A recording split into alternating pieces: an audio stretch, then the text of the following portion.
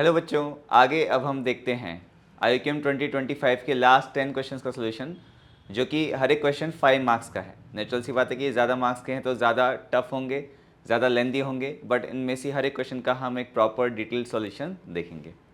So question number 21 में बोला गया है कि for some real numbers m n and a positive integer a, ये जो तीन लिस्ट है a+1 n square m square and a times n+1 square, तीनों ही कॉन्सेक्यूटिव इंटीजर्स हैं इन इंक्रीजिंग ऑर्डर।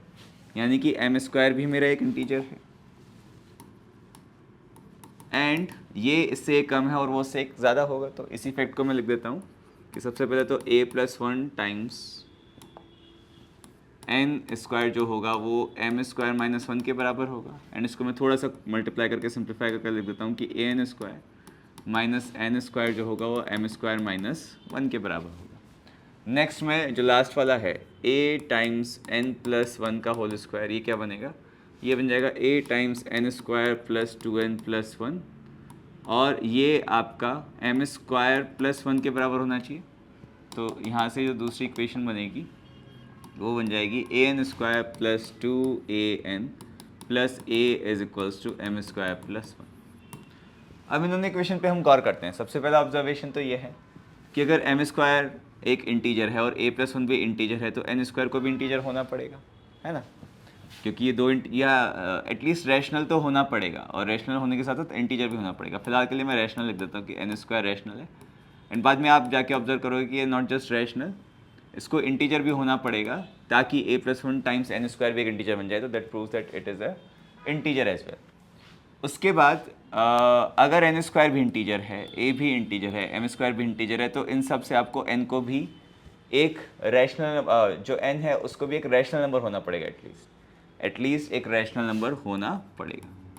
और n स्क्वायर इंटीजर और n रैशनल है, n रैशनल, तो इन दोनों से आप कंक्लूड कर सकते हो कि n को भी एक इंटीजर होना पड़ेगा।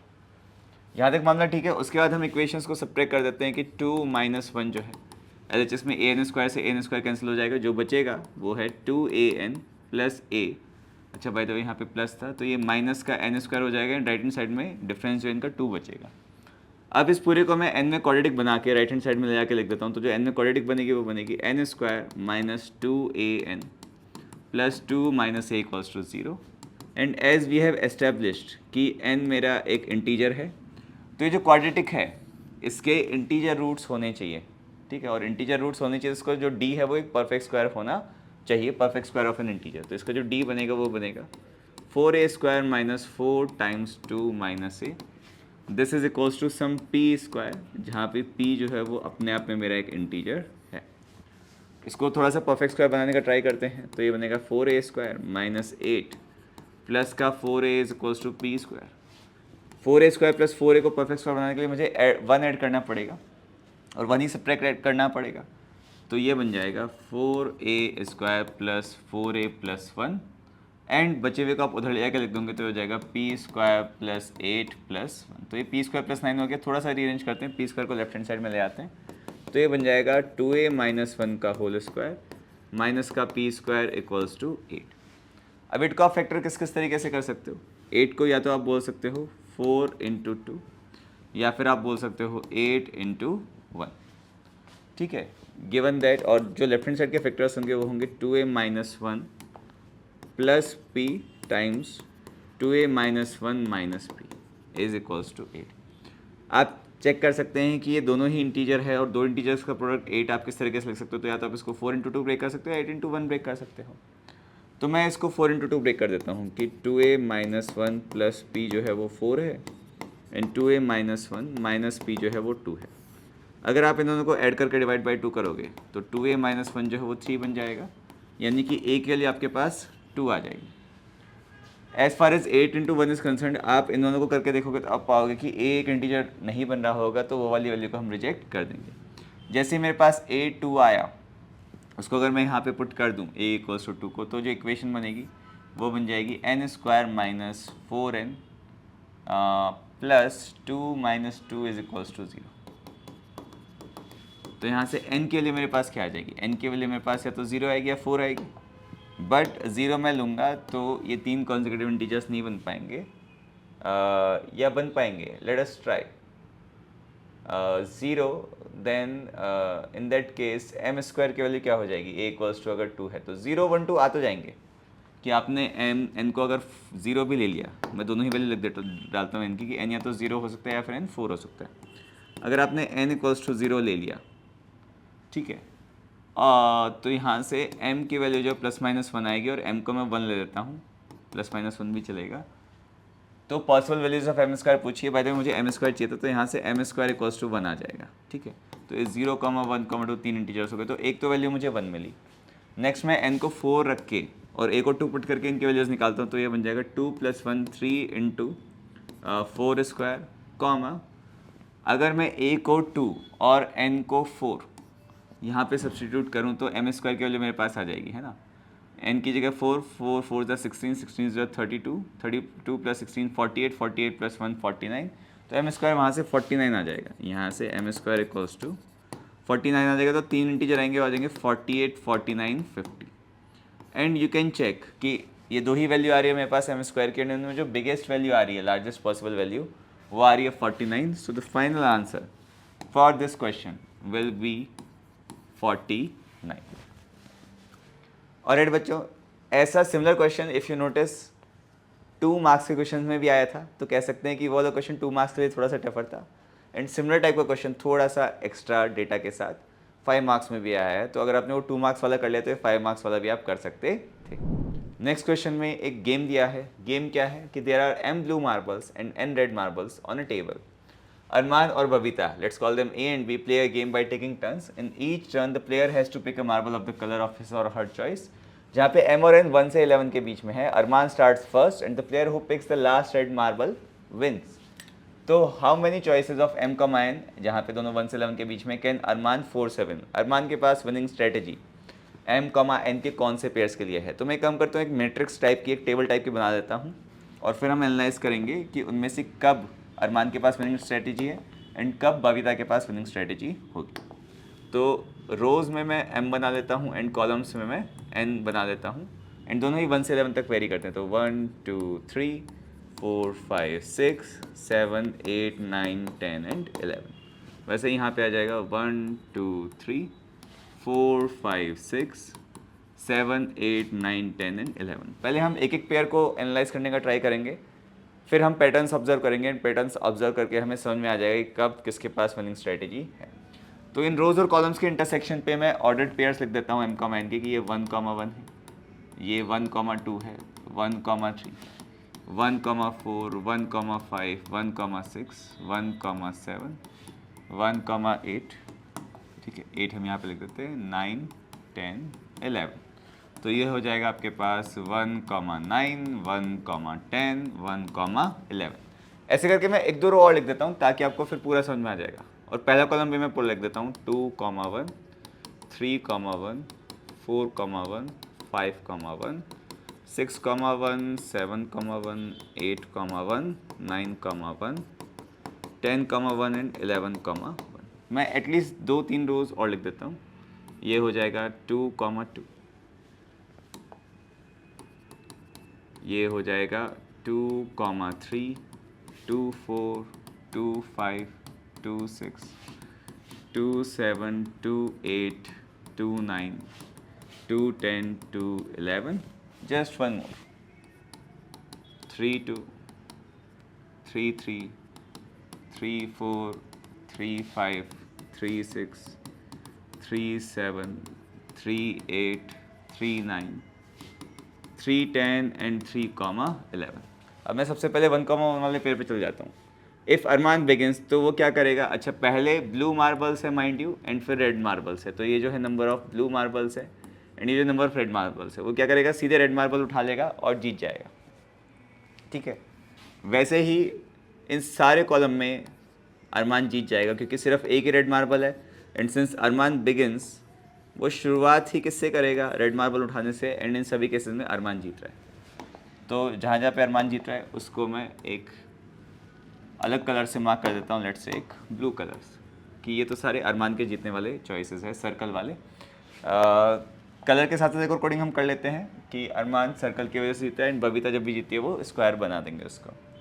1, 2 की बात करते हैं। मेरे पास एक ब्लू और 2 रेड मार्बल है अच्छा, इन दोनों का सम कितना है बाय द वे? 1+2 का सम है ऑड।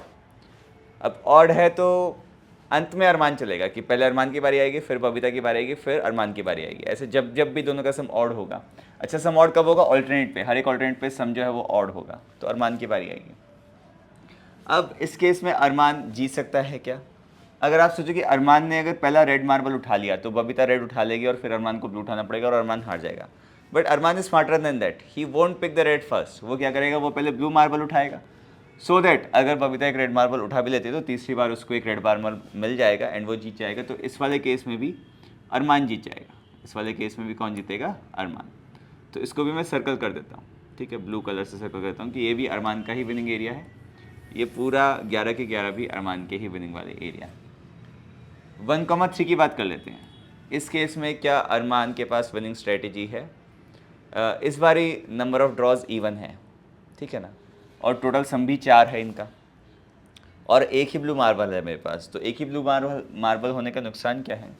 नुकसान ये है कि जस्ट इमेजिन कि अरमान ने पहले या तो रेड उठाएगा ब्लू उठाएगा, दो ही चॉइसेस है। अगर अरमान ने पहली बार ब्लू उठा लिया तो तीनों रेड बचे हैं, अंत में बबीता की बारी आएगी और बबीता जीत जाएगी।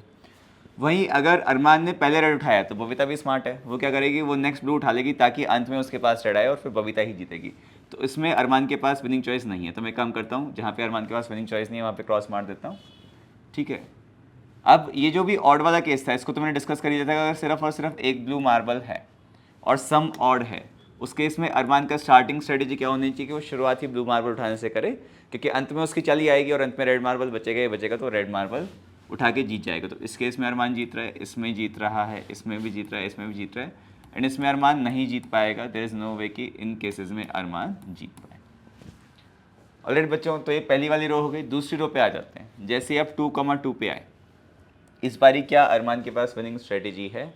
Late us try to think. अगर अरमान ने पहले रेड उठा लिया तो बबीता दूसरा रेड उठा लेगी एंड वो हार जाएगा, तो Armaan must not pick the red first. Imagine अगर अरमान ने पहले ब्लू उठाया तो बबीता को क्या उठाना चाहिए? बबीता को फिर जो है ना वो दूसरा ब्लू उठा लेना चाहिए, क्योंकि इवन नंबर है सम, और फिर दोनों रेड बचेंगे। अरमान रेड उठाएगा तो बबीता को लास्ट रेड मिल जाएगा एंड बबीता जीत जाएगी। तो इस केस में ना तो रेड उठा के ना ब्लू उठा के अरमान जीत सकते हैं, तो इसमें अरमान के पास विनिंग स्ट्रेटेजी नहीं है। हाँ, अगर इन दोनों का सम ऑड है, अगर इन दोनों का सम ऑड है तो इस केस में अरमान के पास विनिंग स्ट्रेटेजी आ जाएगी। कैसे देखने का ट्राई करते हैं। अगेन पहले अगर वो रेड पिक करता है, ठीक है, तो अगर बबीता ने रेड पिक किया तो अरमान अगली चाली में रेड पिक कर देगा और वो जीत जाएगा। और अगर बबीता ब्लू पिक करती है तो अरमान दूसरा ब्लू पिक कर लेगा एंड फिर बचे हुए रेड वो ले जाएगा, तो वो जीत जाएगा। तो इस केस में अगेन आप पाओगे कि अरमान जीत रहा है। सिमिलरली इस केस में भी अरमान जीत रहा होगा, इसमें भी जीत रहा होगा, इसमें भी जीत रहा होगा और इसमें भी जीत रहा होगा। जब तक इन केसेस की बात है, इसमें अरमान नहीं जीत रहा होगा।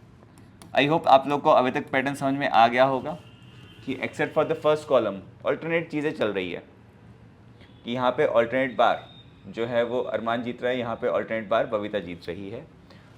एक और लास्ट जनरलाइज कर लेते हैं कि अगर ये 3,2 है तो सम तो मेरा कैसा है? ऑड। इस केस में स्ट्रेटेजी क्या होनी चाहिए अरमान की? एक बार डिस्कस कर लेते हैं। क्या अरमान अगर पहले रेड उठाए तो एक ही रेड बचेगा और वो बबीता उठा लेगी और वो जीत जाएगी, तो उसे रेड उठाने से तो शुरुआत नहीं करनी चाहिए, उसे पहले ब्लू उठाना चाहिए। लेट अस से कि उसने एक ब्लू उठा लिया तो अभी 2 रेड 2 ब्लू बचे। नेक्स्ट बबीता की बारी है। लेट अस से कि अगर बबीता ने रेड उठाए तो अरमान रेड उठा लेगा और वो जीत जाएगा, तो बबीता को रेड तो नहीं उठाना चाहिए। और अगर बबीता ने ब्लू उठाया तो अरमान तीसरा ब्लू उठा लेगा एंड जो बचे हुए दोनों रेड्स हैं उसमें से एक रेड बबीता को उठाना पड़ेगा। अंतिम रेड जो है वो अरमान के पास रहेगा और अरमान फिर से जीत जाएगा। तो the same pattern continues for ever, the same pattern always continues, ये ऑल्टरनेट वाला पैटर्न। तो आप देखेंगे इस प्रकार से कि पहली रो में क्या हो रहा है, पहले कॉलम में ये 11 के 11 तो अरमान जीत रहे हैं। Now number of times Arman can score 7 is 11, तो ऑलरेडी इज देयर। यहाँ पे 10 में से 1 2 3 4 5 बार अरमान जीत रहा है। अगले 10 में से भी 5 बार अरमान जीत रहा है, अगले 10 में से 5 बार जीत रहा है, और ऐसी कितनी रोज़ है? 11 रोज़ है, तो प्लस 5 हो जाएगा 11 टाइम्स। तो ओवरऑल जो नंबर आ जाएगा वो आ जाएगा 11 times 5 that is 55 and 55 plus 11 मिलके हो जाएगा 66। So like that 66 out of total 11 into 11 यानी कि 121 टाइम्स होंगे वो अरमान जीतेगा। And remaining 121 minus 66 which turns out to be 55, that many times जो है वो बबीता जीतेगी। नेक्स्ट क्वेश्चन जो ज्योमेट्री का है, क्वेश्चन नंबर 23 में पूछा गया है कि let A B C D be a rectangle and M और एन पॉइंट्स ए बी और बी सी पर उस प्रकार है कि M C is equals to C D. तो मैंने एम पॉइंट ऐसा चूज़ किया है कि ये जो लेंथ सी डी है, अगर आप सेम लेंथ का ड्रॉ करोगे तो सी एम भी उसी लेंथ का होगा जिस लेंथ का सी डी है। इन्होंने की लेंथ मैंने बराबर मार्क कर दी। And M D is equals to M N, जो ये लेंथ एम डी है उस लेंथ का अगर आप एक आर्क ड्रॉ करोगे कंस्ट्रक्शन में तो उसी लेंथ का एम एन आएगा, यानी कि ये दोनों लेंथ भी इक्वल है और वो इनसे डिफरेंट हो सकती है, तो इसको मैंने एक डिफरेंट लेंथ मार्क कर दिया। आफ्टर दैट आपको बोला गया है कि C D M and N, C D M and N lie on a circle, और आपको A B by B C का स्क्वायर का रेशियो निकालना है, जहाँ पे एम और एन को प्राइम है तो एम प्लस एन की वैल्यू क्या होगी। तो इस क्वेश्चन में जब भी आपको साइक्लिक क्वाड्रिलेटरल दिया जाए तो आपको एंगल चेंजिंग करनी पड़ेगी, एंड साइक्लिक क्वाड्रिलेटरल की हम प्रॉपर्टी यूज़ करेंगे या सर्कल की प्रॉपर्टीज का यूज़ करेंगे कि same arc subtends equal angle on the same side of a circle.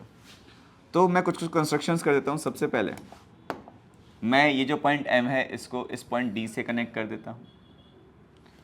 Next मैं ये जो पॉइंट, अच्छा ये पॉइंट N है by the way, this point is N। दूसरा मैं इस M से एक वर्टिकल लाइन ड्रॉ करता हूँ,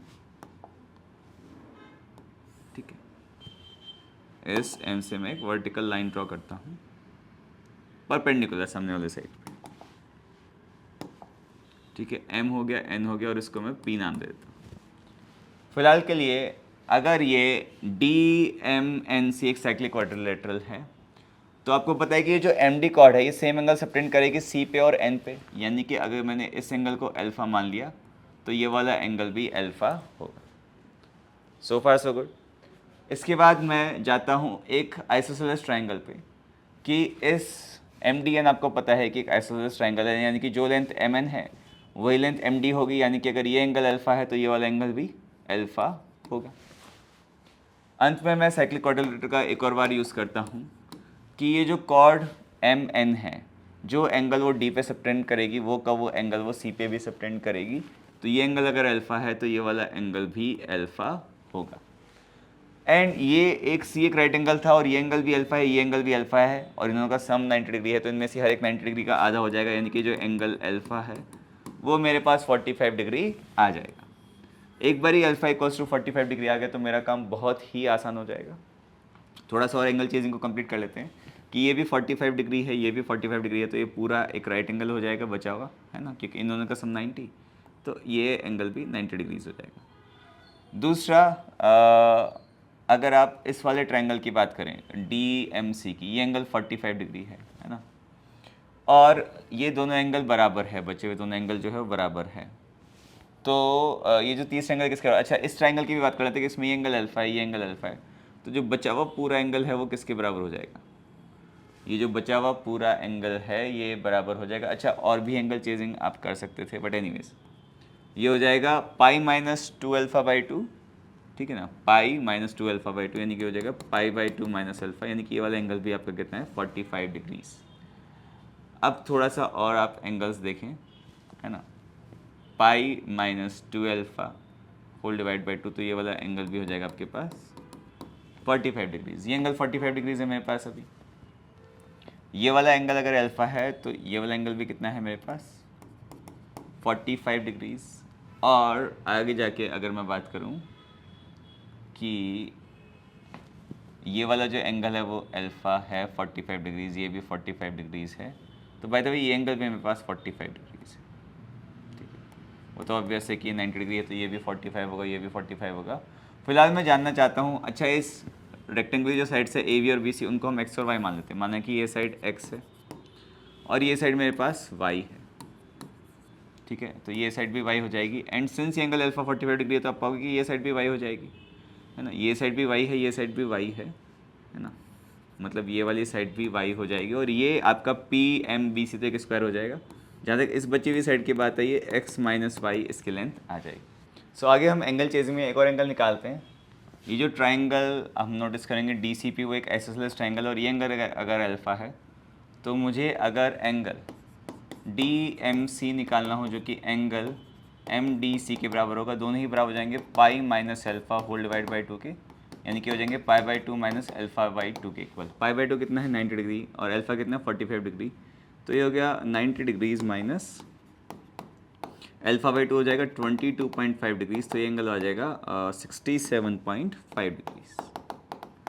एंड अगर ये एंगल MDC मेरे पास 67.5 डिग्री आया, ठीक है, और ये वाला एंगल 45 डिग्रीज था, तो ये वाला एंगल मेरे पास नेचुरली 22.5 डिग्रीज आ जाएगा, तो ये वाला एंगल फिर से मेरे पास 90 माइनस 22.5 यानी कि 67.5 डिग्रीज आ जाएगा। एक बार मेरे पास ये एंगल आ गया तो मैं बेसिक ट्रिग्नोमेट्री लगाता हूँ कि इसका जो tan थीटा है कि tan ऑफ 67.5 डिग्रीज है वो कितना आ जाएगा y divided by x minus Y.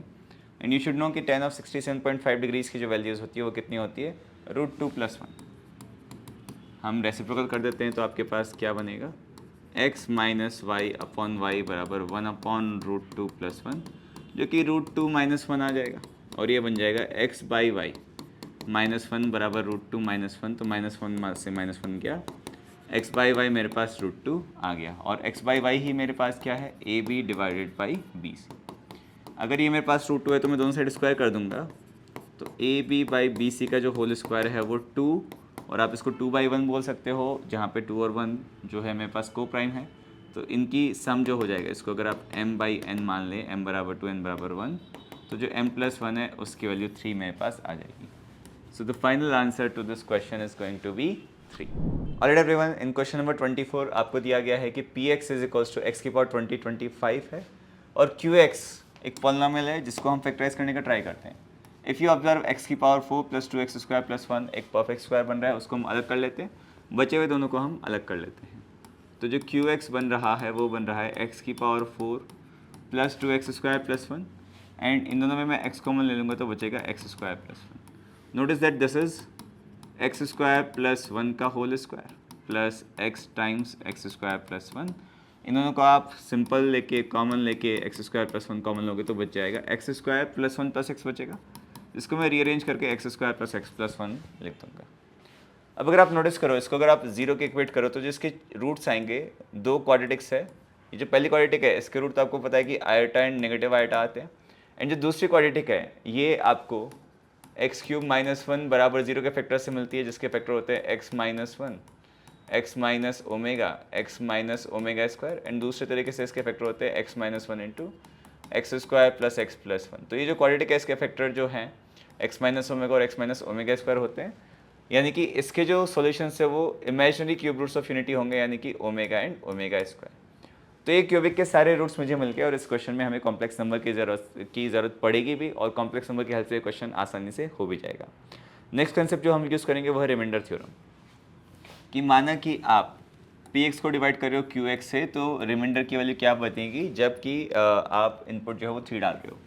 तो यूजिंग डिवीजन एल्गोरिथम मैं सीधा सीधा लिख देता हूँ कि आपका जो px है, जो कि x की पावर 2025 है, मैं उसको x माइनस आयटा है ना, उसको मैं x minus iota times x plus iota times x minus omega times x minus omega times, मैं इसको कुछ स्मॉल qx बोल देता हूँ, plus some r of x बोल देता हूँ। अब आप 4 डिग्री के पॉलिनोमियल से डिवाइड कर रहे हो तो जो रिमाइंडर है उसका डिग्री होगा क्यूबिक, ठीक है, ये जो पॉलिनोमियल बनेगा क्यूबिक बनेगा। दूसरा ये जो qx है कोशेंट है, और rx है जो रिमाइंडर है। और एक एक करके आपको पता ही है कि इस तरह के क्वेश्चंस में हमें क्या करना होता है कि मैं x की वैल्यू जो है एक बार आयोटा सब्स्टिट्यूट करूँगा, एक बार माइनस आयोटा करूँगा, एक बार ओमेगा करूँगा, एक बार ओमेगा स्क्वायर करूँगा, तो वहाँ से मेरे पास ये जो क्यूबिक है ABCD 4 पैरामीटर्स होंगे, उनमें 4 इक्वेशन मिलेगी, एंड उससे मैं सॉल्व कर लूँगा। उसके बाद मैं किसी भी अदर x के लिए उस रिमाइंडर की वैल्यू निकाल सकता हूँ। So let me begin by saying that, माना कि जो रिमाइंडर है r of x that's a cubic expression that is ax³ plus bx² plus cx plus d, and फिर यूजिंग रिमाइंडर थ्योरम मैं एक एक करके x की वैल्यू अगर आयटा पुट करूँगा तो ये तो आयटा की पावर 2025 आएगा, ये वाला एक्सप्रेशन 0 का चला जाएगा, एंड ये बन जाएगा आयटा क्यूब होता है माइनस आयटा, तो minus a eta, eta square -1 होता है minus b plus c eta plus d। Late me call it equation number 1।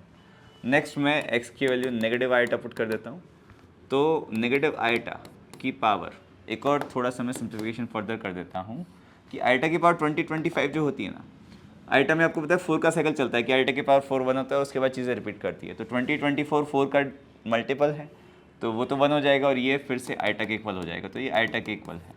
ठीक है, ये बनेगा माइनस आइटा के पावर 20 25 और ये हो जाएगा ए आइटा, है ना, और ये तो माइनस का माइनस बी रहेगा, ये हो जाएगा माइनस का सी आइटा प्लस डी।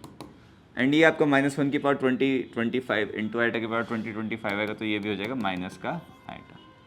अब इन दोनों इक्वेशन से आप मल्टीपल रिलेशन निकाल सकते हो। अगर आप एक बार इनको ऐड करोगे तो अलग रिलेशन आएगा, सब्ट्रैक्ट करोगे तो अलग रिलेशन आएगा, तो वो हम कर लेते हैं। आपने अगर 1 + 2 किया तो क्या क्या कैंसिल हो रहा है, लेफ्ट हैंड साइड से A iota and C iota cancel होगा, टोटली आपके पास -b rather -2b plus 2d equals to 0 आएगा, तो यहाँ से आपके पास b इक्वल्स टू d आ जाएगा।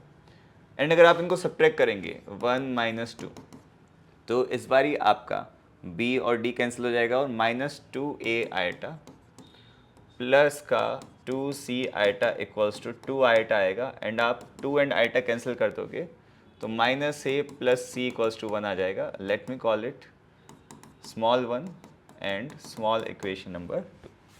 उसी प्रकार हम x की जगह एक बारी ओमेगा और एक बारी ओमेगा स्क्वायर सब्स्टिट्यूट कर देते हैं। अगर आपने x की जगह ओमेगा सब्स्टिट्यूट किया तो लेफ्ट हैंड साइड में बनेगा ओमेगा की पावर 20 25 एंड ये बन जाएगा a ओमेगा क्यूब जो कि 1 होता है plus b omega square plus c omega plus t। And आपको पता है कि ये जो 20 25 है ये 9 का मल्टीपल है, तो ये 3 का भी मल्टीपल होगा एंड ओमेगा की पावर 3 1 के बराबर होता है, तो ये 1 हो जाएगा। इसको मैं इक्वेशन नंबर 3 बोल देता हूँ। एंड अगर मैं x equals to omega square put करूँगा तो ये बन जाएगा ओमेगा स्क्वायर के पावर 20 25, ये भी 1 बनेगा। जहाँ तक ओमेगा क्यूब का स्क्वायर है वो भी आपका ओमेगा स्क्वायर का क्यूब है, वो भी 1 बनेगा, तो ये a बन जाएगा। ये ओमेगा की पावर 4 बनेगा जो कि ओमेगा के बराबर होता है, ये जो है c टाइम्स ओमेगा स्क्वायर बन जाएगा और ये बन जाएगा प्लस d इक्वल्स टू ये फिर से 1 आ जाएगा।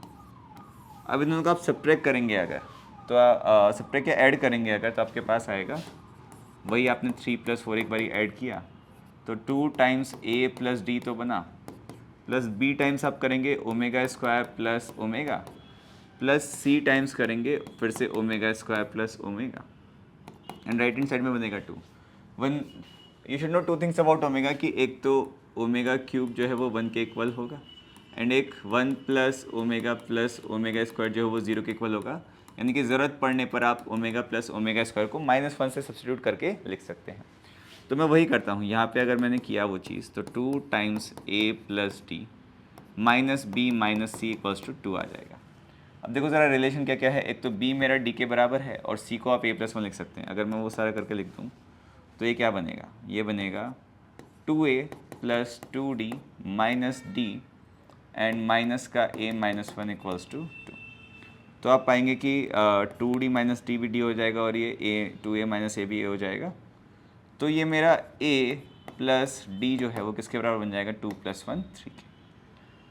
ठीक है बच्चों, a प्लस डी जो है वो 3 के बराबर है। आखिरी रिलेशन आएगा अगर मैं इन दोनों को सब्ट्रैक्ट कर दूँ, अगर मैं इन दोनों को सब्ट्रैक्ट कर दूँ तो a से और d से d कैंसिल हो जाएगा। b टाइम्स मैं अंत में क्या कर रहा हूँ 3 - 4 b times omega square minus omega plus c times omega minus omega square बराबर 0 कर दिया मैंने। तो यहाँ से आप पाओगे ये तो 0 हो नहीं सकता और ये कॉमन फैक्टर कैंसिल होकर b इक्वल्स टू c आ जाएगा। और अगर आप b equals to c put कर दोगे and a plus D equals to 3 put कर दोगे, है ना, और d भी इक्वल्स टू b है, ठीक है, यहाँ से आपके पास c इक्वल्स टू a+1 आएगा और b भी उसी के बराबर है और d भी b के बराबर है। तो मैं यहाँ से a प्लस बी बराबर 3 बोल दूँ। इन दोनों को आप सब्ट्रैक्ट कर देंगे तो क्या बनेगा, b minus 1 is equals to 3 minus B. b minus 1 अगर 3 माइनस बी के बराबर है तो 2b इक्वल्स टू 4, यानी कि b के लिए 2 आ जाएगी and the same will be the value of c। और b और c के लिए अगर 2 आ जाएगी तो a और d की वैल्यू 1 आ जाएगी, a equals to 1 and so will be c, so will be D actually, sorry b और d बराबर है ना, आई थिंक सिर्फ a 1 के बराबर आएगा और d भी इन्हीं के बराबर है। तो 3 बराबर है 2 के और a बराबर है 1 के। मेरे पास रिमाइंडर आ गया, let me write the remainder again properly, है ना। अगर आप रिमाइंडर को अच्छे से लिखते हैं तो रिमाइंडर क्या बनेगा, रिमाइंडर आपका एक्चुअल में बन रहा है R of X is equals to, A के लिए 1, बाकी तीनों के लिए 2, तो X cube plus 2x² plus 2x plus 2, and R of 3 की वैल्यू जो कि हमें चाहिए वो बन जाएगी 27 प्लस 3 3 9 दूनी 18 प्लस 3 दूनी 6 प्लस 2, 6 और 2 8, 18 और 8 26, 26 दूनी 52, 52 और 1 53। तो इसका जो आंसर है वो 53 आ जाना चाहिए। सो स्टूडेंट्स, अब हम देखते हैं क्वेश्चन नंबर 25 का सॉल्यूशन। इसमें आपको बोला गया है कि for how many numbers in the set 1 to 37 हम 1 से लेकर 2n तक के नंबर्स को 2n तक के नंबर्स को n पेयर्स में इस तरह से लिख सकते हैं कि पेयर वाइज सम्स का प्रोडक्ट जो है वो एक परफेक्ट स्क्वायर हो।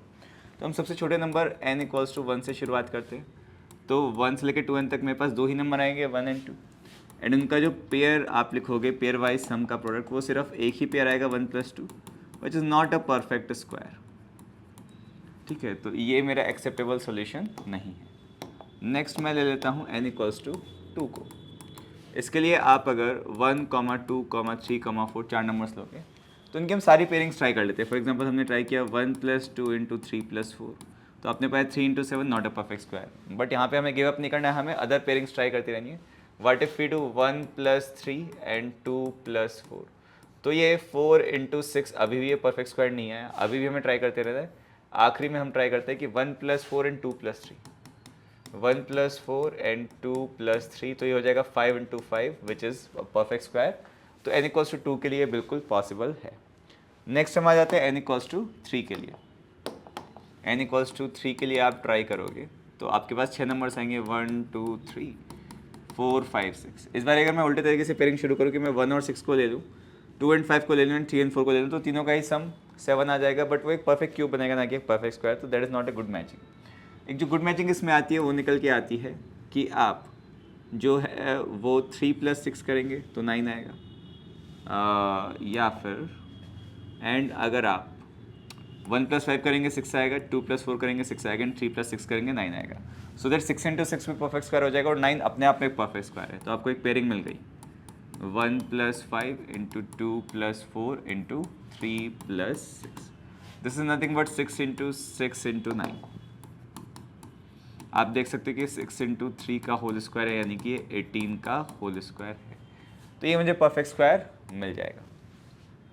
अब इसके बाद आप नोटिस करोगे कि आपके पास जब भी n इवन है तब तो मुझे परफेक्ट स्क्वायर मिल ही जाएगा। कैसे? लेट अस से कि n = 4 है, तो मेरे पास 8 नंबर्स होंगे, 1 2 3 4 5 6 7 8। एंड एपी की एक खास बात होती है, एपी की एक प्रॉपर्टी होती है कि जो शुरुआत का और आखिरी का सम होता है वही second and second last term का सम होता है, वही third and third last term का सम होता है, एंड सो ऑन। एंड इस चीज़ को बारे में एक फेमस स्टोरी भी है कार्ल फ्रेडरिक गॉस मैथमेटिशियन की, कि इसी तरह से उसने 1 से लेकर 100 तक का सम जो है वो 2 मिनट में निकाल के 50-50 50-50 दे दिया था। तो जब भी इवन आएगा, n इवन आएगा, तो मेरे पास इवन नंबर ऑफ पेयर्स बनेंगे, और अगर इवन नंबर ऑफ पेयर्स बनेंगे तो उन सभी का सम सिंस कांस्टेंट तो 9⁴ आ जाएगा, जो कि हमेशा ही एक परफेक्ट स्क्वायर होगा। So when ever n is even हमेशा परफेक्ट स्क्वायर होगा। सिर्फ जहाँ तक ऑड की बात है, मैं नेक्स्ट आ जाता हूँ n = 5 पे। n = 5 और n = 3 में जो जंप है वो 2 पेयर्स का है। तो आप अगर 2 और पेयर ऐड करेंगे तो आप फिर से उस वाली चीज़ पे चल जाएंगे कि आपने ये तो रख लिया, ठीक है। इस पर मैं चल जाता हूँ, एक बार मैं लिख देता हूँ कि 1 2 3 4 5 6 7 8 9 10। यहाँ तक मुझे एक परफेक्ट स्क्वायर निकालने का तरीका मिल गया। जहाँ तक 7 8 9 10 से परफेक्ट स्क्वायर बनाना है तो मैं वही पेयरिंग कर दूंगा जैसी गॉस ने करी थी कि 7 + 10 और 8 + 9 दोनों ही 17 बनेगा।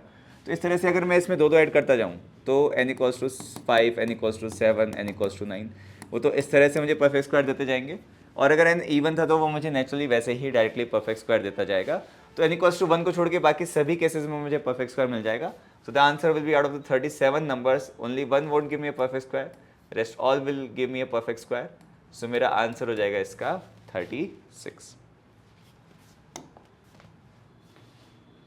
So बच्चों, नेक्स्ट क्वेश्चन में बोला गया है कि एक sequence of real numbers of finite length है, कोई भी 4 कॉन्सेक्यूटिव टर्म का एवरेज जो है वो स्ट्रिक्टली इंक्रीजिंग ऑर्डर में है। और कोई भी 4 टर्म का आप चाहे एवरेज बोलो चाहे सम बोलो, अगर एवरेज इंक्रीजिंग ऑर्डर में होगा, यानी कि A1 A2 A3 A4 का जो एवरेज लोगे वो A2 A3 A4 A5 के एवरेज से कम होगा, वो A3 A4 A5 A6 के एवरेज से कम होगा, एंड सो ऑन। एंड उन सभी में डिवाइड बाई 4 लगेगा। तो उस डिवाइड बाई 4 को मैं हटा दूँ तो मैं कह सकता हूँ कि पहले 4 नंबर्स का सम जो कि है A1 + A2 + A3 + A4, this will be less than a2 plus a3 plus a4 plus a5. This will be less than a3 plus a4 plus a5 plus a6 and so on. ऐसा सिलसिला चलता रहेगा. आप पहले वाली inequality को compare करोगे तो ये तीनों कैंसिल हो जाएंगे, तो मेरे पास आ जाएगा कि a1 जो है वो a5 से छोटा होगा.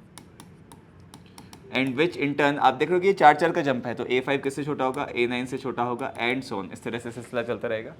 सिमिलरली दूसरा सिलसिला चलेगा a2 पे कि a2 जो है वो अपने इसमें ये तीनों कैंसिल हो जाएंगे. a2 a6 से छोटा होगा, a6 जो है a10 से छोटा होगा एंड सो ऑन. ये सिलसिला चलता रहेगा.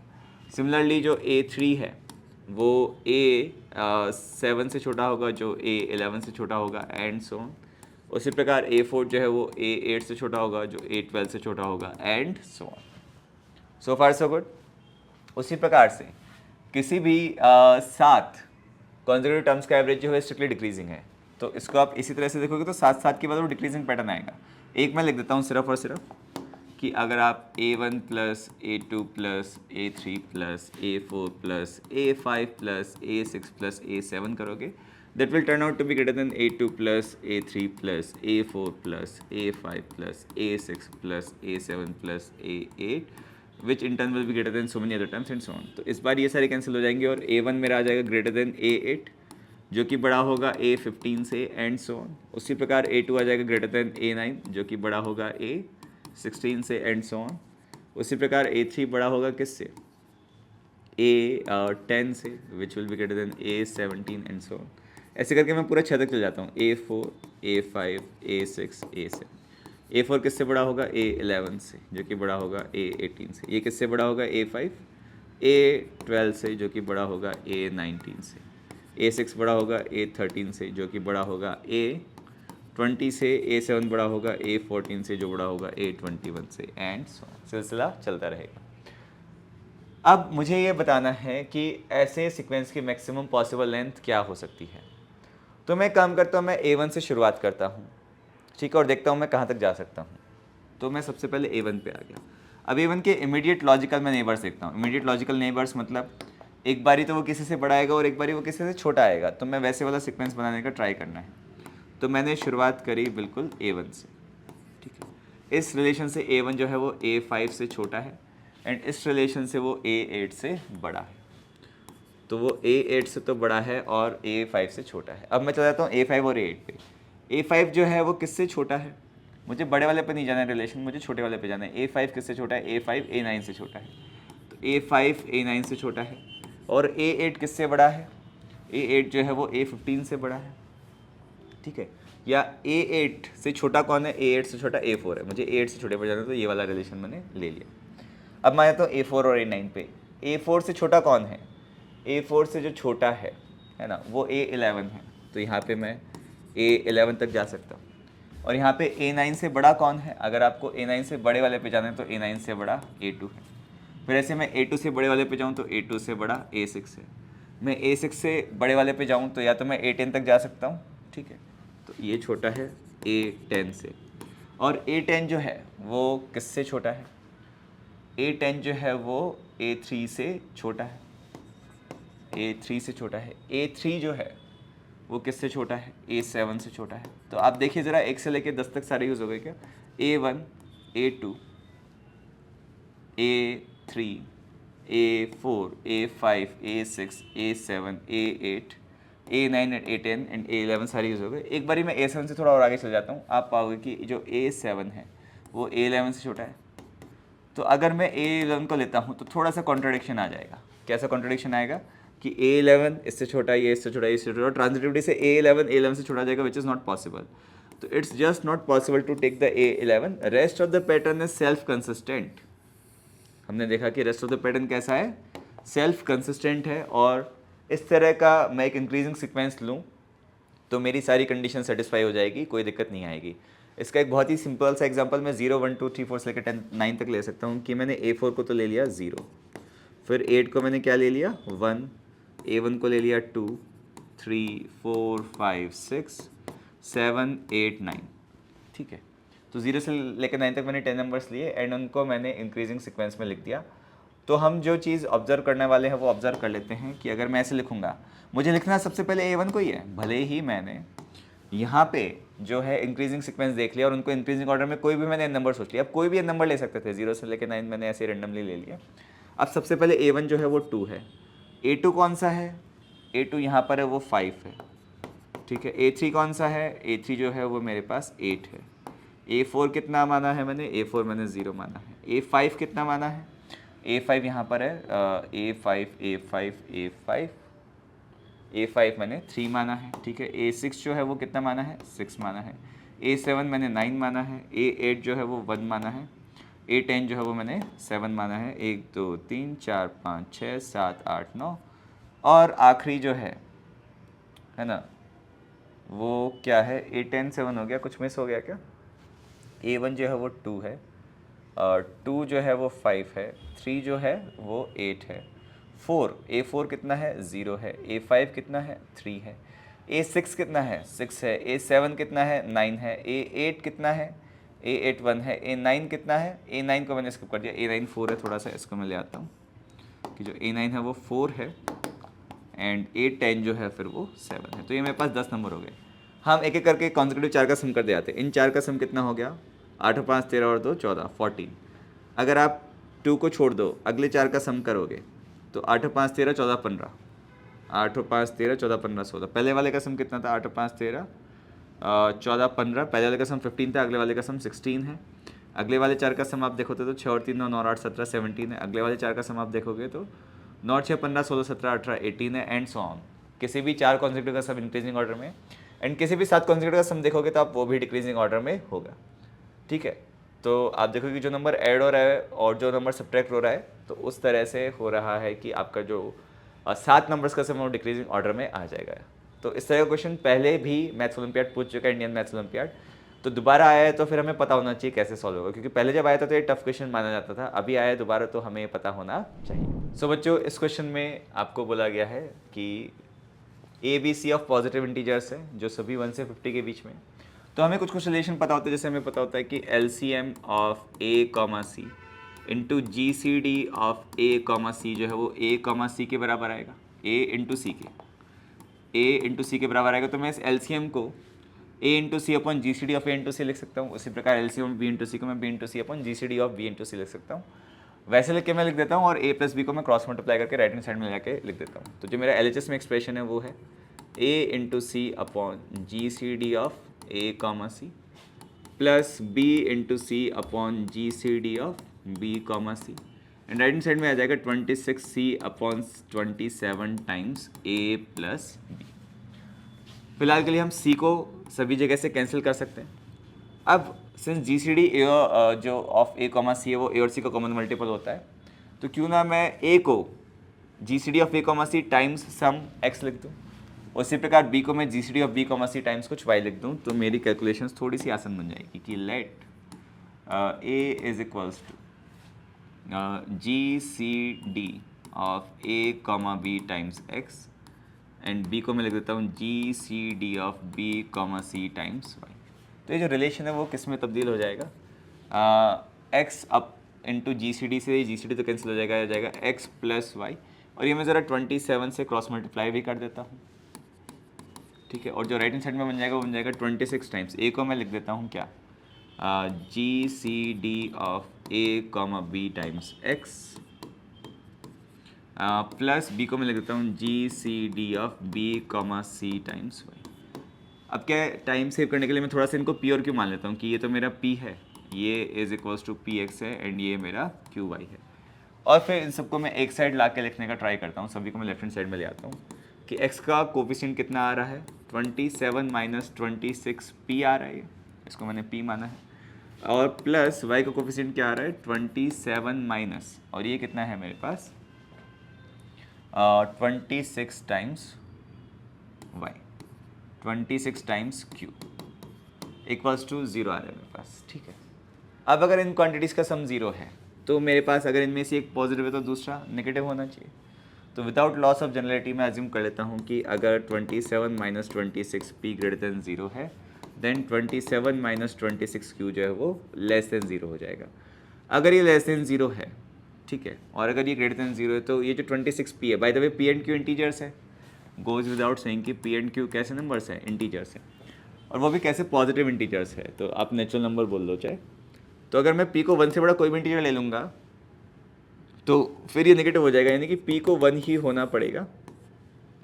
एंड यहाँ से q क्या होना चाहिए, जो 27 माइनस 26 q है, 27 जो है वो लेस देन 26 q होना चाहिए, यानी कि q जो है वो ग्रेटर देन इक्वल्स टू 2 आना चाहिए, अगर मैं इंटीजर की फॉर्म में बात करूँ, क्योंकि q जो है वो 27/26 से बड़ा होगा। अच्छा, ये विदाउट लॉस ऑफ जनरलिटी किया है, very well it could have happened कि आपका q1 हो जाए और जो p है वो 2 या 2 से बड़ा हो जाए, जिसको हम एंड में फिर से कंसिडर कर लेंगे without loss of generality. Alright, तो यहाँ तक मेरे पास q जो है वो ग्रेटर देन इक्वल्स टू 2 आ गया विदाउट लॉस ऑफ जनरलिटी। अब मैं क्या करता हूँ कि जो p की वैल्यू 1 है, अगर मैं वो यहाँ पे पुट कर दूँ, इसको मैंने p माना है, तो मेरे पास a जो है वो सीधा सीधा x के बराबर हो गया। ठीक है, अगर मैंने a को x के बराबर पुट कर दिया और इस इक्वेशन की हेल्प से मैंने x और y का रिलेशन निकालने का ट्राई किया, तो ये x प्लस वाई टाइम्स और 27 माइनस 26 q जो है बराबर 0 हो जाएगा, यानी कि x क्या आ जाएगा, y के टर्म में आ जाएगा y times 26 q minus 27। And question में x जो कि a के बराबर है अपने आप में, ये बराबर a भी है, a और b और c तीनों ही 50 से छोटे हैं, तो ये पूरा नंबर भी 50 से छोटा होना चाहिए। एंड अगर ये पूरा नंबर 50 से छोटा है तो इनमें से हर एक फैक्टर 50 से छोटा होना चाहिए, यानी कि ये पूरा फैक्टर भी 50 से छोटा होना चाहिए। y तो 50 से छोटा होना ही होना चाहिए, ये भी 50 से छोटा होना चाहिए। तो 26q माइनस 27 अगर आप लेस देन इक्वल्स टू 50 कर दोगे तो 26q less than equals to 77 आ जाएगा। 26q less than equals to 50 plus 27 is 77, तो यहाँ से q मेरे पास है ना 77/26 आ जाएगा, जिसकी अप्रॉक्सीमेट वैल्यू जो है वो 2 से 3 के बीच में आएगी, 2 पॉइंट समथिंग आएगी।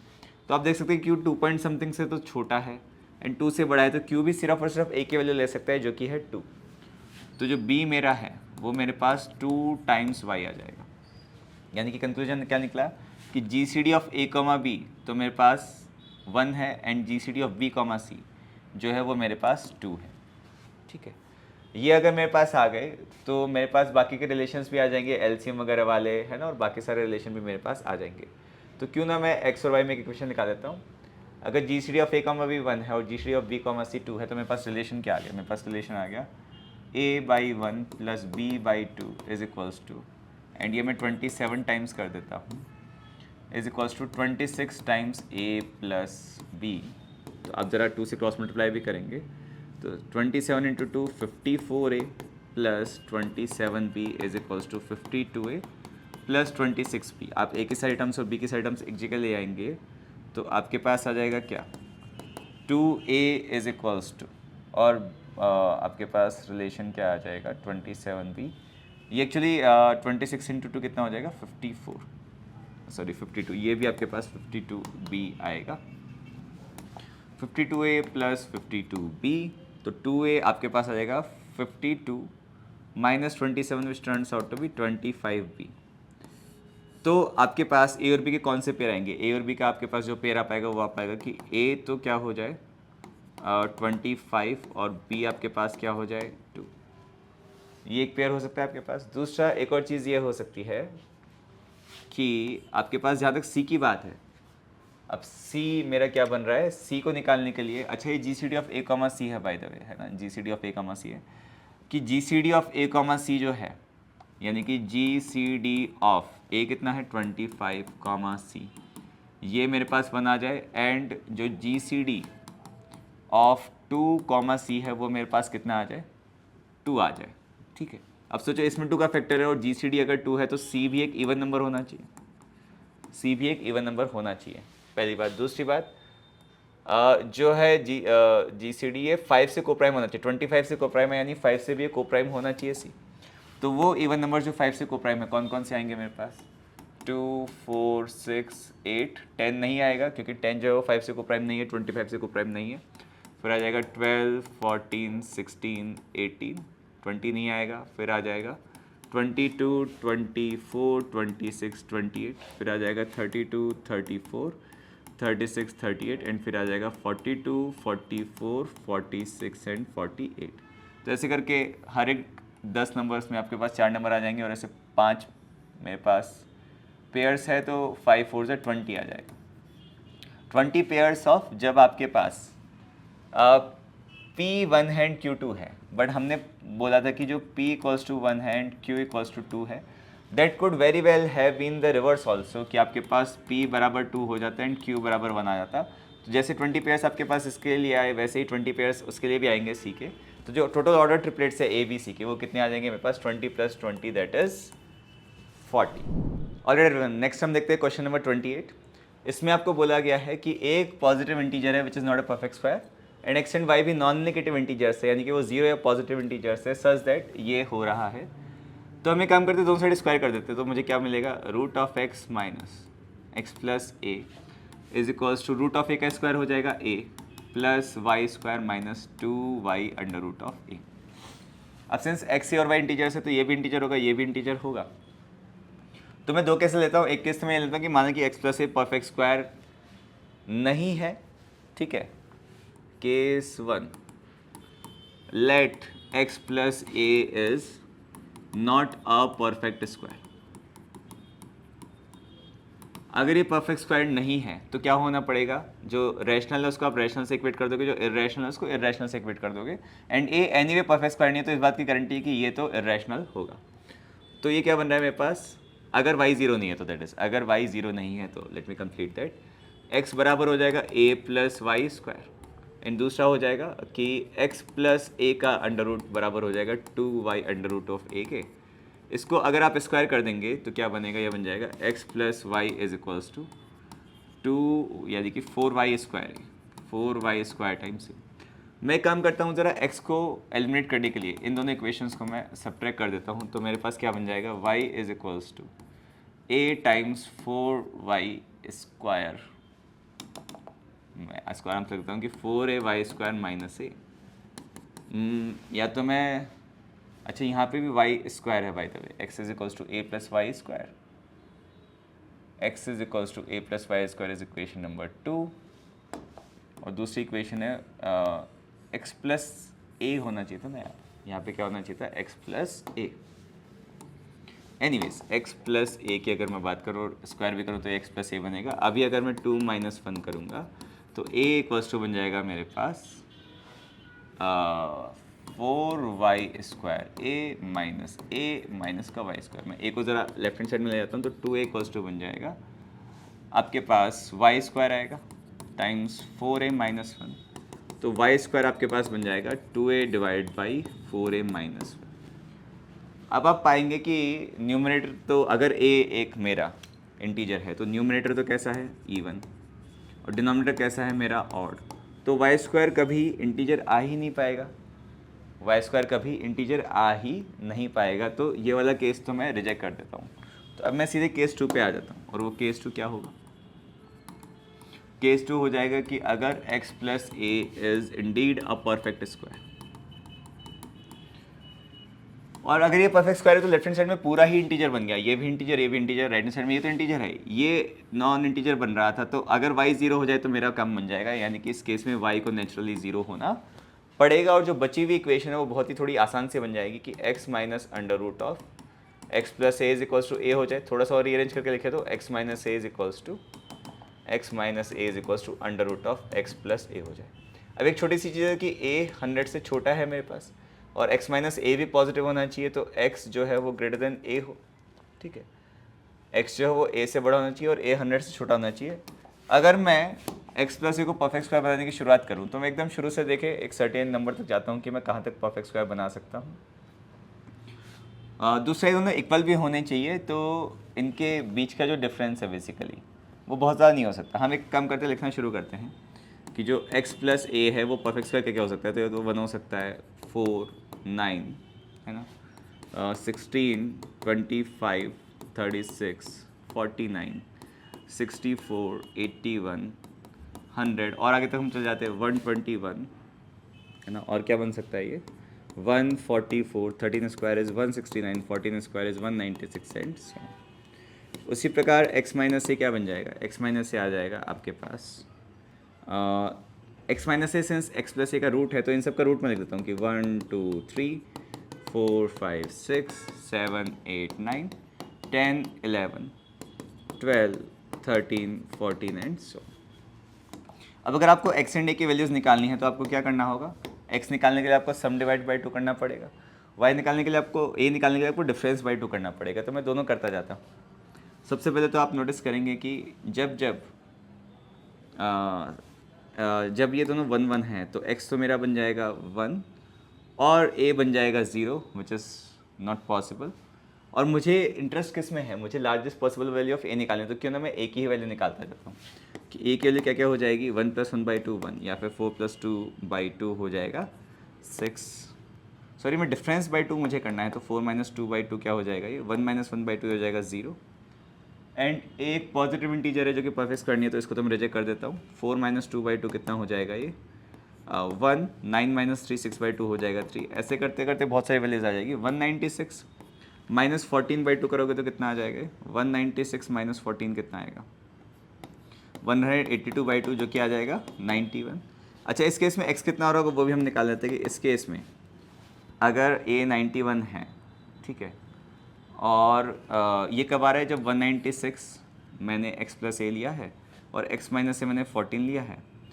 x अगर a अगर 91 हो गया तो x जो हो 91 + 14 आ जाएगा, यानी कि जो x आ जाएगा 91 + 14 वो आ जाएगा 105। अभी तक जो है वो x से बड़ा चल रहा है, पर इसके आगे अगर आप बढ़ोगे, मैं एक एक और परफेक्ट स्क्वायर लेता हूँ। 196 के आगे का परफेक्ट स्क्वायर जो होता है 15 का स्क्वायर 225 होता है, जो कि 15 का स्क्वायर होता है। इस बारी अगर आप a निकालोगे तो मैं रेड जोन में चला जाता हूँ थोड़ा, आप पाओगे कि ये क्यों दिक्कत हो रही है इसमें, कि x जो है वो a से छोटा होने लगेगा। x a से छोटा तो नहीं होगा, let us see what is the problem in this, कि a हो सकता है कि 1 से बड़ा होने लगे, है ना, a जो है वो 100 से बड़ा होने लगे, जो कि प्रॉब्लम आएगी मेरे को डेफिनेटली। तो अगर आप 225 - 15 करोगे तो वो सम 210 हो जाएगा, और फिर a जो है मेरा 105 आ जाएगा, विच इज़ ग्रेटर देन 100। तो मैं 105 पे तो नहीं जा सकता, इससे आगे वाली सारी वैल्यूज़ पे भी नहीं जा सकता। तो a की जो लार्जेस्ट वैल्यू है, a की लार्जेस्ट वैल्यू वो मेरी 91 के इक्वल आ जाएगी। So the answer for this question is 91।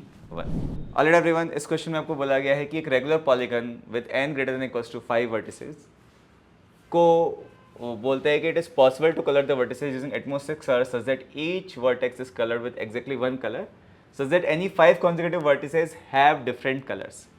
यानी कि मान लो कि आपके जो 5-6 कलर्स है वो ABCDEF है, तो आप इसको ABCDE, ठीक है, आप चाहे तो F लिखना लिख दो, मत लिखना मत लिखो, ABCDEF ABCDEF इस तरह से चलने दे सकते हो, या फिर आप ABCDE ABCDE ABCDE इस तरह से चलने दोगे तो भी कोई दिक्कत नहीं है। या फिर आप इनके कॉम्बिनेशंस भी ले सकते हो कि आप एक बार ABCDE लिख दो, एक बार आप ABCDEF लिख दो, तो भी कोई दिक्कत नहीं है।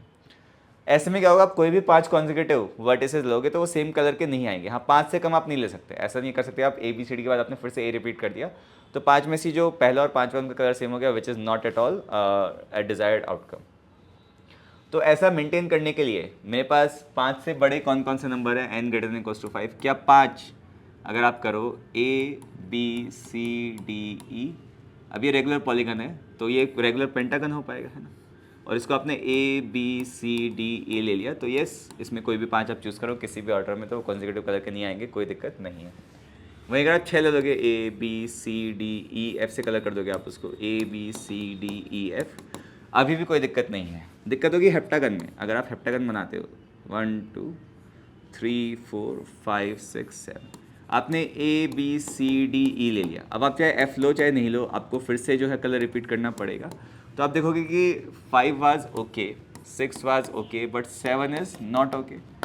सिमिलरली आप पाओगे कि 8 will also not be okay, 9 will also not be okay, ठीक है। उसके बाद 10 विल बी ओके। 10 ओके कैसे हो जाएगा, क्योंकि आप ABCDE ऐसे करोगे तो आप कोई भी 5 पकड़ोगे ना तो उनका कलर सेम नहीं आएगा, ठीक है। उसके बाद 11 विल ऑल्सो बी फाइन, क्योंकि आप एक बार तो ABCDE लिख दो और फिर आप ABCDEF लिख दो। तो जब भी आप 5 और 6 के मल्टीपल्स के सम कर पा रहे हो जिन जिन नंबर्स के लिए, तब तो ये पॉसिबल होगा, अदरवाइज ये पॉसिबल नहीं होगा। सो टू समराइज आप कह सकते हो कि whenever 5x + 6y the n can be written as 5x + 6y, तब तो ये संभव, अदरवाइज ये संभव नहीं है। तो मैं नंबर लिखना चालू करूँ तो 5 के लिए है, 6 के लिए है, 7 के लिए नहीं है, 8 के लिए नहीं है, 9 के लिए नहीं है, 10 को आप लिख सकते हो 2 × 5, है ना, 11 को आप लिख सकते हो 5 + 6, 12 को आप लिख सकते हो 2 × 6, 13 को क्या आप लिख सकते हो इस प्रकार कुछ, 13 को आप इस तरह से नहीं लिख सकते 5x + 6y की फॉर्म में। तो 13 मेरा इस लिस्ट में आने के बजाय 13 को मैं ऊपर वाली लिस्ट में डाल देता हूँ कि इसको भी आप नहीं लिख सकते किसी भी 5 और 6 के कॉम्बिनेशन से। 14 को क्या आप लिख सकते हो, 14 को भी आप पाओगे, 14 को भी नहीं लिख सकते, 14 भी इस लिस्ट में जाएगा। 15 को आप 5 × 3 लिख सकते हो, 16 को आप 2 × 5 + 6 लिख सकते हो, 17 को आप क्या लिख सकते हो, 6 दूनी 12 और 5 17, 2 × 6 + 15 लिख सकते हो, कोई दिक्कत नहीं है। 18 को आप लिख सकते हो, यस 6 × 3 लिख सकते हो। आप पाओगे कि 19 को भी आप नहीं लिख पाओगे। एंड देन 20 एंड 20 से सारे बड़े नंबर्स को आप लिख पाओगे। कैसे? 20 इज़ 5 × 4, 21 इज़ 3 × 5 + 6, 22 इज़ 2 × 6 + 2 × 5, 23 इज़ आप जो है कुछ 5 और कुछ 6, 6 × 3 18, 18 और 5 23, है ना, इसको लिख सकते हो। 24 और इसके सारे इंटीजर्स को आप 5x + 6y के फॉर्म में लिख पाओगे। तो मात्र यही सेट है जिसके लिए कि इसको आप कलर नहीं कर पाओगे, और इसमें जो लार्जेस्ट नंबर है वो 19 है जो कि कलरफुल नहीं होगा, तो इसका आंसर हो जाएगा 19। ऑलराइट बच्चों, let us look at the last question of the paper, question number 30।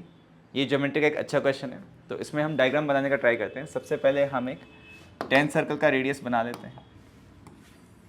इसके सेंटर को हम थोड़ा सा ओ नाम दे देते हैं।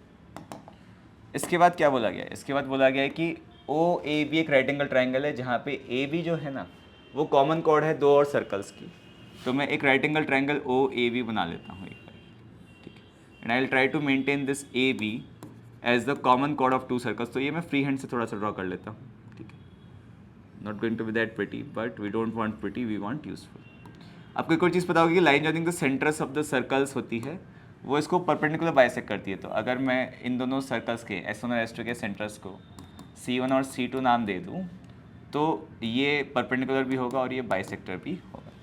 फिलहाल के लिए अगर मैं दूसरा सर्कल ड्रॉ करूँ जो कि अगेन इस सर्कल को इंटरनली टच कर रहा होगा, वो कुछ बड़ी रेडियस का होगा, तो वो में भी कुछ इस टाइप का दिखाई देगा। थोड़ा और अच्छा बनाने का ट्राई करता हूँ।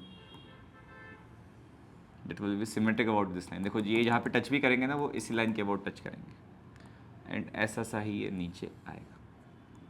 ये राइट एंगल ट्राइंगल है। अब मैं कुछ कुछ साइड्स को ज्वाइन करने का ट्राई करता हूँ कि ये O और C1 को मैं ज्वाइन करता हूँ, एंड O एंड C2 को भी मैं ज्वाइन करता हूँ। सो फार सो गुड। A और B है मेरे पास। मैं इन पॉइंट्स को P और Q बोल देता हूँ। ये जो एक्सट्रीम्स है ना, इसको मैं P और Q बोल देता हूँ। अब मुझे लेंथ निकालने का ट्राई करना है। कौन कौन सी लेंथ निकालने का ट्राई करना है? एक और चीज़ है कि ये जो कॉर्ड है ए बी, इसकी लेंथ को अगर मैं कुछ 2 स्मॉल ए मान लूँ तो ये भी साइड ए हो जाएगी, ये भी साइड ए हो जाएगी। और इसका यूज़ मैं कैसे करूँगा? बहुत सारे राइट एंगल ट्राइंगल बनाने में। ये एक राइट एंगल ट्राइंगल है, ये एक राइट एंगल ट्राइंगल है, ठीक है। अच्छा, इस राइट एंगल ट्राइंगल्स का मैं क्या करूँ? मैं एक काम करता हूँ कि ये और ये बनाने की बजाय, ठीक है, इसको मैं इससे ज्वाइन तो कर ही लिया मैंने, क्योंकि OC1 और OC2। एक और चीज़ आप नोटिस करोगे, अगर मैं यहाँ से भी परपेंडिकुलर ट्राई करूँ, अगर ये मैंने A माना है, ये माना है, तो ये भी A होगा। तो बहुत सारे कॉमन रिलेशन आएंगे मेरे पास। उन कॉमन रिलेशंस को मैं लिखना शुरू करता हूँ कि ये लेंथ अगर A है ना, जहाँ तक इनकी रेडियाई की बात है, तो यू शुड नो दैट ये वाली जो है वो R1 है, एंड नॉट ओनली दिस, ये वाली जो लेंथ है ना, ये भी R1 है माइंड यू। उसी प्रकार ये वाली लेंथ जो है वो R2 है, एंड ठीक है। तो इस तरह से अगर मैं बात करूँ, ये मैंने P और Q मान लिए, ये पॉइंट मैं R और S मान लेता हूँ, और इनका जो बीच का पॉइंट है वो मैं T मान लेता हूँ, ठीक है। अब मैं RS की लेंथ को 2 अलग अलग तरीके से निकालूंगा। कैसे? एक बारी तो इस राइट एंगल ट्रायंगल में पाइथागोरस लगाने से, और इस राइट एंगल ट्रायंगल में पाइथागोरस थ्योरम लगाने से, और उन दोनों को ऐड करने से। दूसरी बारी इस राइट एंगल ट्रायंगल में पाइथागोरस थ्योरम लगाने से, इस राइट एंगल ट्रायंगल में पाइथागोरस थ्योरम लगाने से, एंड उनको ऐड करने से। और जहाँ तक इन दोनों की बात है, अगर 2 सर्कल्स इंटरनली टच कर रहे हैं तो उनके सेंटर्स के डिस्टेंस के बीच में रिलेशन क्या होता है? रिलेशन ये होता है कि उनके सेंटर्स के बीच की डिस्टेंस उनके रेडियाई का डिफरेंस होती है। तो जहाँ तक मैं OS1 की बात है करूँ तो वो 10 - R1 निकल के आएगा। और अगर मैं OC2 की बात करूँ, है ना, ये R और S है, मैं अगर अच्छा ये C1 C2 मैंने नाम दे ही रखे, तो इनको मुझे फिर से नेमिंग करने की ज़रूरत नहीं है। ये वाले पॉइंट्स मेरे C1 एंड C2 है, ठीक है। तो जो C1 C2 है वो मैं 2 तरीके से निकालूंगा। C1 C2 जो लेंथ है ना, इसको आप C1 C2 को या तो आप C1T प्लस, और ये मैं R की भी मुझे कोई ज़रूरत नहीं, R को मैं हटा देता हूँ, C1T प्लस TC2 भी बोल सकता हूँ, और इस पॉइंट को मैं S बोल देता हूँ, तो इसको आप C1S प्लस S C2 इस तरीके से भी बोल सकते हो, ठीक है। अब मैं C1T कैसे निकालूंगा, C1T निकालूंगा मैं इस राइट एंगल ट्रायंगल में पाइथागोरस लगाने से, यानी कि R1 square minus A square का अंडर रूट, तो ये आ जाएगा under root of R1 square minus A square plus ये आ जाएगा under root of R2 square minus का A स्क्वायर। जब तक इस वाले फॉर्मूला की बात है, C1S अगर आप निकालोगे, C1 एंड S अगर आप निकालोगे तो इस राइट एंगल ट्रायंगल में आप पाइथागोरस लगाओगे तो ये वाली लेंथ है 10 माइनस R1, एंड इसमें से मैं A का स्क्वायर सब्ट्रैक्ट कर दूंगा, तो ये हो जाएगा square root of 10 minus R1 का स्क्वायर प्लस रादर माइनस का A स्क्वायर आएगा, और ये आ जाएगा plus under root of 10 minus R2 का होल स्क्वायर माइनस का फिर से A स्क्वायर। अब अगर ये दोनों एक्सप्रेशन बराबर होने हैं तो आप नोटिस करोगे कि या तो ये इसके बराबर हो जाए तो काम बन जाएगा, या फिर ये इसके बराबर होगा तो काम बन जाएगा, कि या तो ये इसके बराबर हो जाए, ये इसके बराबर हो जाए, या फिर वाइस वर्सा हो जाए। ये बहुत ही स्पेसिफिक कंडीशन निकल के आएगी कि R1 और R2 दोनों ही 5 के बराबर हो जाए, बट ऐसा होना बिल्कुल भी ज़रूरी नहीं है। तो हम जनरल कंडीशन तभी आएगी जब आप R1 को इक्वेट कर दोगे 10 माइनस R2 के, और यहाँ से मेरे पास R1 plus R2 equals to 10 निकल के आ जाएगा। और अगर आप दूसरी वाली कंडीशन लेते हैं ना 5,5, तो भी वहाँ से 5 प्लस 5 10 आ जाता। तो इस क्वेश्चन का आंसर होगा अ सिंपल 10। और ये एक काफ़ी अच्छा क्वेश्चन था, बट इसमें जो है सर्कल्स की टेंजेंट्स की प्रॉपर्टी यूज़ हो रही थी, एंड द फैक्ट यूज़ हो रहा था कि अगर आप इस लेंथ को दो अलग अलग तरीके से निकालोगे और उनको कंपेयर करोगे तो वहाँ से आपकी इक्वेशन सॉल्व होगी। हाँ, ये बात ज़रूर है कि इस इक्वेशन को नेचुरली जनरली सॉल्व करना थोड़ा सा पेचीदा होगा। दैट इज़ नॉट टू से कि सॉल्व नहीं हो पाएगा, अगर आप दोनों साइड स्क्वायर कर दोगे तो बहुत सारी टर्म्स कैंसिल हो जाएगी, एंड बची हुई टर्म में ये वाला रिलेशन आपके पास नेचुरली भी आ जाएगा। Alright everyone, stay tuned to our YouTube channel for more such content related to JEE, NEET, Foundation and Olympiads. All the best बच्चों।